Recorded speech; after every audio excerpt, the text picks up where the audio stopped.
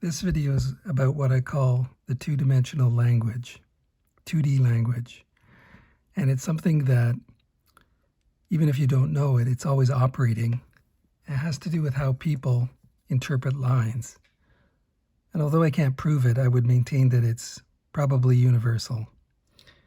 So what is the 2D language? Well, anytime you create lines and put them on paper, your eye and mind are scanning them, and it makes certain decisions. So for example, typically when you look at something without knowing it, you learn to scan around the silhouette of it.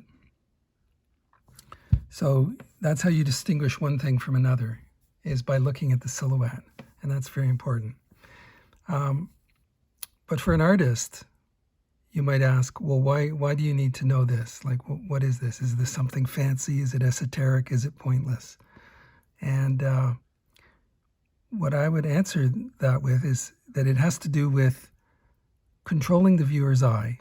In other words, when you make a picture, you want people to look at some things over other things. You don't want them to just randomly go anywhere. So in other words, there's a hierarchy. Some things are more important than other things. And So you're trying to organize your picture in a way that people look at the important stuff and flow around the rest of it. So I'll start giving some examples of what this 2D language is, because if you employ it consciously, then again, you can orchestrate the parts of your picture to get the viewer's eye and mind to focus on what you want them to focus on. Because of course you can't do everything, and you've only got a limited piece of paper. You can't put everything in. So one first important piece is, you could call it the law of contrast. I've done some of this on my on my ARTPRINCIPLES Instagram, but this kind of stuff is better demonstrated in motion. So say, for example, I draw a line, and of course motion is here. I'm going to do my best to try and explain it, because when you're drawing, it's in motion and it's in your mind. It's a living thing. It's not just a dead thing. When it's finished, it's one drawing. But as you draw, let's say you draw a line. There's nothing in particular about that line. There's no spot to look at. And I know this seems very, very basic, but that's the whole point, is you have to understand these things from the basic points upwards, and think about them. So say that line. The minute I do that, your eye goes there. But if I put more of them, now I've balanced it out again. There's no special place to look at. See? So what if I put more? It's the same thing, especially if they're equally placed. Well, if I do that same thing again, I'm just improvising this. Say I have this, and then I put one here. Well, now there's double lines there. Your eye's going to go there. Why? Because it's the exception. It contrasts. It has greater contrast. And your eye is and mind, personality, you're always looking for something different than the same old, same old. You're looking for the drama, the conflict, the trash. So that's how people are. You're looking for something that stands out, because that's where something might happen. So for example, again, say I have a line. Okay, nothing special.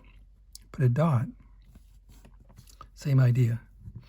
Well, say over here, I have a line, I put a gap in it. So your eye goes to that gap. So that could be like you're drawing something. I'm just drawing this randomly. That's a profile, it's easy, you know. Well, your eye's going to actually go up here because it's got more contrast. There's a darker spot there, you know. And if I thicken some of the line in some place, like I'll use a different example. Say you have a line like this. This gets into things like inking. Your eye tends to go to that point. There's more contrast. There's more interest. And it would be the same if you have a fairly regular line and you bump up something. Your eye's going to go here because that's where the interest is. There's the exception. You've made something standard, and then you've changed it. And it could be the reverse. It could be, say you're doing this. You're drawing whatever it is, and you have a flat part, and then you go like that. Well, your eye, without you knowing it, is scanning all this. And you're saying, oh, that stands out right there. That's the exception. And that gets into, all these things are kind of interconnected. So that gets into things like rhythm, each line has a character or rhythm because your eye scans along it. So very sinuous lines you're carrying along. And then if you suddenly do some jagged, you've changed the nature of what that is. And what it is, but what that is, sorry, digression. I digress. It's very smooth, and then you have a different nature. And it would be like, again, if you had something like a building. It's not really going to be a good drawing, but it's just, something irregular, like, and then you had like bushes or, there's two different contrasting characters there. Okay, so I'm going to move on to related things. Like, there's endless examples of this because it's not in one thing, it's in the relationship between things. So there's no exact formula I can say was like, always do this, always do that, or don't do that. But say, for example, you're drawing windows. These doesn't have to be windows, they're just squares. My pen's blobbing up, which is not helping my case. There's nothing special to look at here because they're all equal and equally spaced. But if you imagine those aren't there, and now we're starting over. If you suddenly have them like this, and you have one that's broken up, your eye's going to go over there more because it's noticed this pattern and it's finding the exception.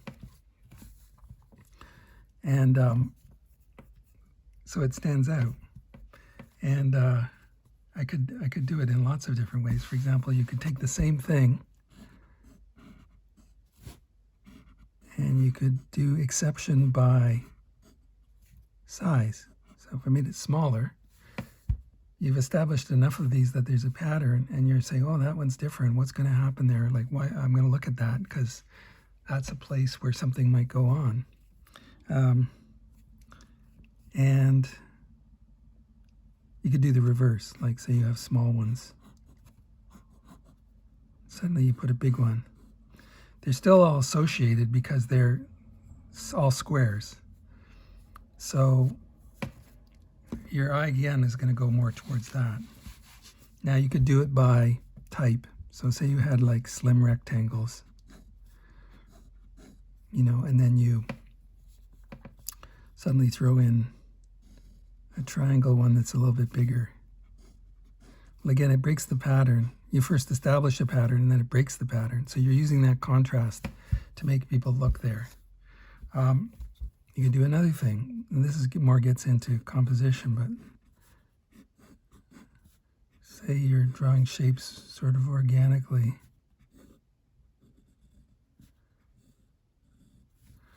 And you're getting slimmer.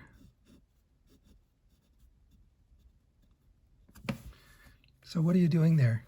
Now there's no definite contrast point, but you're taking your eye somewhere because this is kind of branching into something else, composition and design of pictures, which, as I said, all of these things are in each other. Like when you look at a drawing, all of these aspects are in each other. So you try and pull things out, study one aspect, and put that in your head, and then you look at it from another angle. So here I'm going a little bit from the 2D language, and I'm going into composition and the idea that any picture is a set of lines and stopping points. So if you have, say your picture's here, and you've got a hill, you're taking the eye somewhere. And then if you had like say a snaky river, that's going somewhere. You might put a tree, classically, kill the corner because you don't want people to lock into the corner. And I know I'm digressing a little bit into talking about composition. You'll branchy trees. You've got a horizon somewhere here. And then on the idea that of contrast, like if you have a line, especially a horizon line, you have something sticking up, you're going to notice that. It's exactly like that earlier thing I showed where it's like this. Because your eye's scanning particularly horizons. So say, you put some kind of castle or city here. you've taken your eye around here. Maybe you're going to put your figures here, standing on the hill, pausing.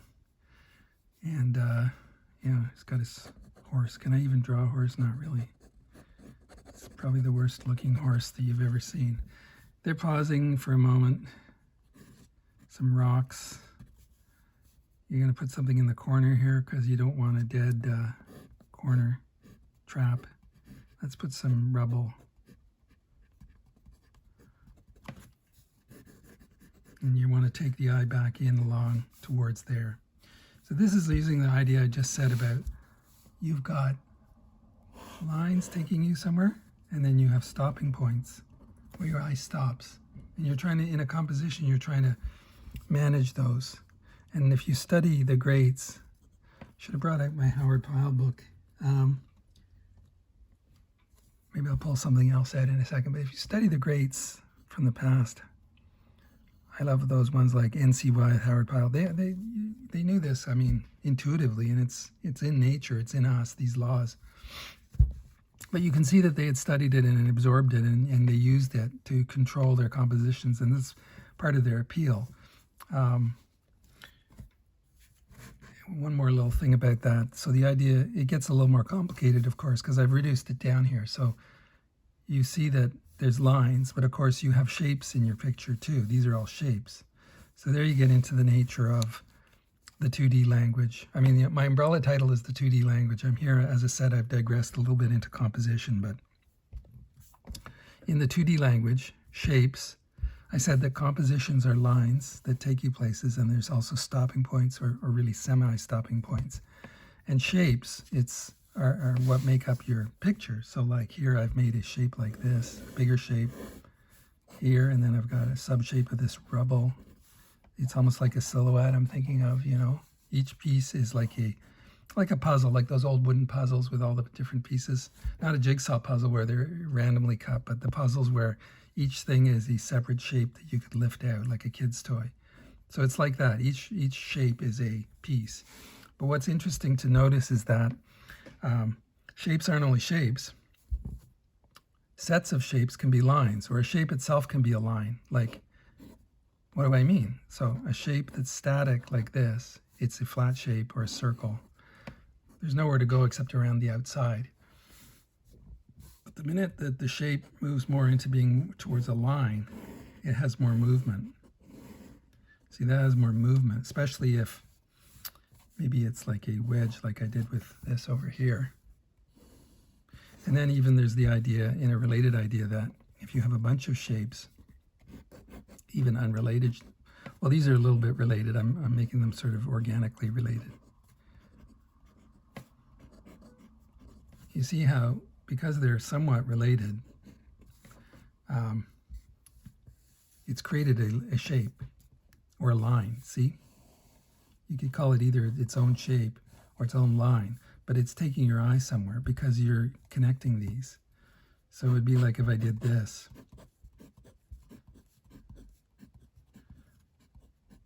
Because they're all the same symbol, you know that they're the same thing and you follow. Whereas if I do unrelated shapes, if everything is different, there's no real relationship except the basic geometric relationship. But because your eye's looking for connections and associations, and you associate similar things when you look for patterns. That's what a pattern is. It's a repetition. So if I did this over here, like say it's a different picture, down here, oops, you're gonna, and then okay, say I used a bunch of rectangles. Hopefully this comes across what I'm talking about here. You can see that your eye, it's going to join in with this, so why not? Your eye is looking for connections, and so it's naturally going to go like this. That's kind of one shape, and then it's going to, say I put another of these guys, the rectangles over here. It's going to look for connections, or if I put more circles, suddenly I've got a cluster which creates a kind of weight over here of circles. So I hope that comes across. There's a whole language. I haven't even gotten into overlapping, but because I'm at 15 minutes and I'd like to make these too long, I'm gonna stop there. You can look for this in the best of current and older illustrations, the employment of this language. Actually, before I stop, maybe I'll just haul out one of my Bill Peet books. It's right here on my bookshelf. He's a wonderful artist. I'll just maybe even show the cover.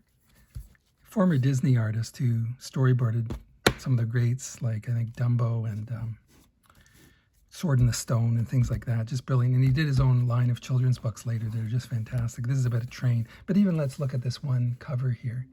I'll try and pull back a tiny bit. I mean, it's got all these principles. He's not like sitting there like an art nerd going, I'm going to use the principles. No, it's just that he understands the choices that you make. That's the point of all this, is that when you have a conscious tool of a basis upon which to make decisions, you eliminate some or keep others. And so here, you've got this fantastic train. It's like a story about a train. You see how he's got the blue standing out for these two eyes. He's got a smushed in smokestack. He's got this line, which would be the line of the pool. He's left, this is just me riffing on, if you look at this, study things, study compositions. So he's got the line of this, and you're going to notice stuff that project above the line, as I was talking about earlier. So everything in silhouette here, if you go around this, you're noticing. You've got the two eyes that you find. You realize it's alive, it's a train. There's the two ducks here balancing this empty spot, and that creates interest because they're all looking. You've got a line of these dragonflies, and there's these, what do you call them, bulrushes. And look how he's balanced nicely here to block your eye from exiting. There's these two sides here. It's glaring. Oh well. Move my light. He's balanced that there. Say you took the Mr. Frog out here. Well, you'd have an empty spot. So everything plays its role in this composition. And look at the line, nice line that's created here. See, the train is curving. You didn't just make it straight. It's the coal car. I don't even know the technical term. It's bent here. But look at that nice line. And it takes you up and connects with this logo beautifully. It's all balanced out. And you notice you've got a nice line. And you notice this blue type written and illustrated by Bill Peet. And you always ask yourself, if you took something out or added it as you're doing either simple things like what I was showing or a final composition like this, always ask yourself, if I add more, will it improve it? Is it needed? Or if I take it away or take more away, what will happen? So for example, here I'd maintain if you took that out, I could do this in a Photoshop, but say you just blank that out, that line, there's a big empty spot. You'd have to move the type up to balance. What you're doing is balancing using those principles, those two-dimensional principles, the 2D language that I spoke about at the beginning. You're balancing where people are going to look. So here, clearly, you wanted people to look right here. It's brighter. This whole section is darker, although it's still got interest. There's a turtle swimming up to have a look, because obviously this train is just either splashed in or maybe moments ago, 30 seconds ago, because there's ripples coming out that focus you again on around here, and there's the frog's got ripples around it circling. So this is just one example. I mean, just take any well done older piece of, I sometimes say older, but it could be some of the best of newer artists. I'm not going to name names, but once you get a grasp of these principles of composition, you see who uses them and how they use them. It creates another whole fascinating aspect to studying art. And I'm going to make more videos about this because there's just sort of an endless amount to explain, because as I said, it's a living thing when you're drawing and composing. And it's not something that is best explained in a static diagram. Any artist, you get drawing and you're thinking as you're drawing. So it's kind of like your drawing should be like putty or plasticine, and you're massaging it, you're changing it, and sometimes you crumple it up and throw it away. And the whole while, though, you're trying to use these principles and use them to guide your choices. And it gives you like a navigation path. So here, like the idea of a hierarchy, there's a focal point. I mean, there's definitely a place where Bill P wanted you to look. He didn't want you to end up looking at this corner here. Oh, I got the glare again. Get rid of the glare. He didn't want you to end up looking down in this corner. There's no point. There's just a bunch of grass at the bottom, or reeds, whatever they are, at the bottom of this swampy swamp. But, you know, he purposely designed it. So you see there's this nice rhythm line of the edge of this grasses as a flat shape, bringing you back up. If I digitally changed this and made it go down and left this blank, your eye would just go right off the page. And maybe I should do a video demonstrating that. But anyway, I'm trying to do these off the cuff. I hope that was interesting. I will make more about the 2D language, two-dimensional language, because we're trying to create the illusion of 3 dimensions, but on a 2-dimensional surface, and using lines. And it's a whole